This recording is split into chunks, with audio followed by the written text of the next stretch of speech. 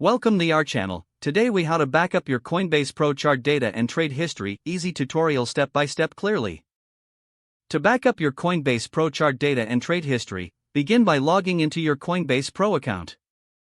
Once logged in, navigate to the Orders tab located in the main menu.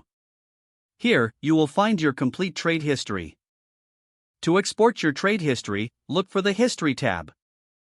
Click on History to view all your recent trades. In the History section, look for the Export button. Click on the Export button to initiate the process. A dialog box will appear, allowing you to specify the date range for the data you want to download. Select the desired date range for your trade history. Next, choose your preferred file format for the export. You can typically select between formats like CSV or Excel. After making your selections, click the Export button. The file will be prepared and downloaded to your device.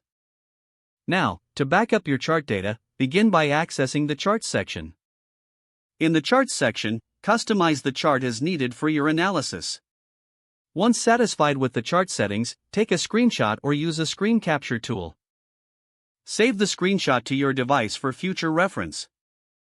Alternatively, you can note down key data points manually.